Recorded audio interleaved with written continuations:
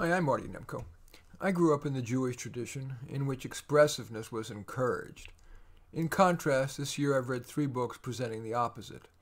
In a book called A Man Named Ove, a Swede so prized keeping his feelings to himself that no one had an inkling that he was planning to commit suicide.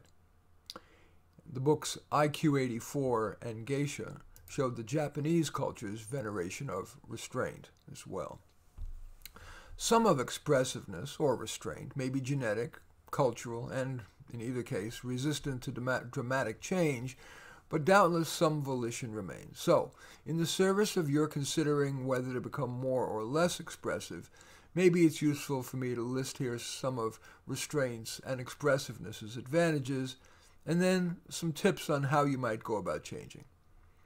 First, the advantages of restraint. If people don't know what emotionally triggers you, positive or negative, they can't use that information to influence you. For example, if you've passionately expressed your political views, people can pander to that, thereby manipulating you to do their bidding. Conversely, let's say you make clear that you care a lot about your appearance. Someone could use that knowledge to hurt you, even if subtly. For example, "You're looking good today." The word "today" implies that it's an anomaly. You don't usually look very good. Another advantage of restraint is that it's likely healthy.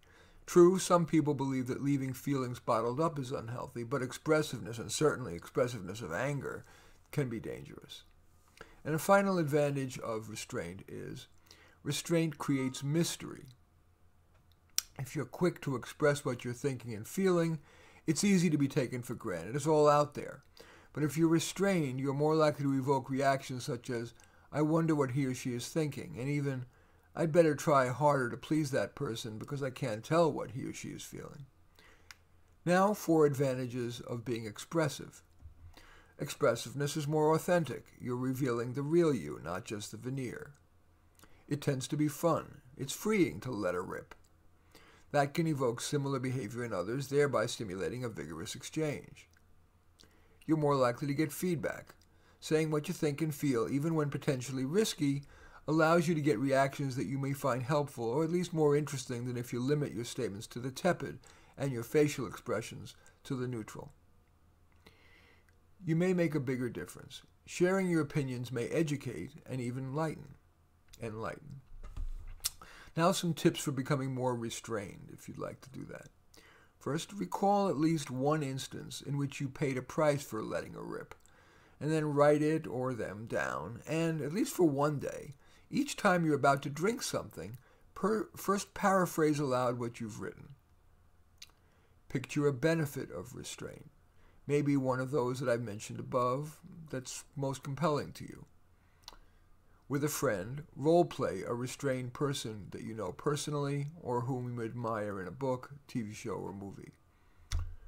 When you feel the urgency to blurt, make yourself take at least one deep breath, and then, if you think you should restrain yourself, try to do so. Just an experiment. You can always revert back to your more expressive self. Now here are 4 tips for becoming more expressive. They're really the converse of what I've just mentioned for becoming more restrained. Recall at least one instance in which you paid a price for being too restrained. Write it or them down, and at least for one day, each time you're about to drink something, first paraphrase aloud what you've written or said. Picture a benefit of expressiveness, maybe one that I mentioned above that's most compelling to you. With a friend, role-play an expressive person you know personally or whom you admire in a book, TV show, or movie. When you feel you should be more expressive, make yourself take one deep breath, and if you still think you should say it, do it. It's just an experiment. You can always revert to your more restrained self. So, would you like to try to be more expressive? Less expressive? If so, are any of the aforementioned tips worth a try?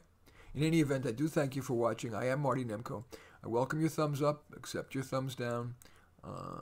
Look forward to your comments. Love it when you hit the share button below so that and you share it on your social media so that my efforts can make a bigger difference. And of course, I'm flattered if you choose to subscribe to my channel. And in any event, I do thank you for watching. I am Marty Nemko.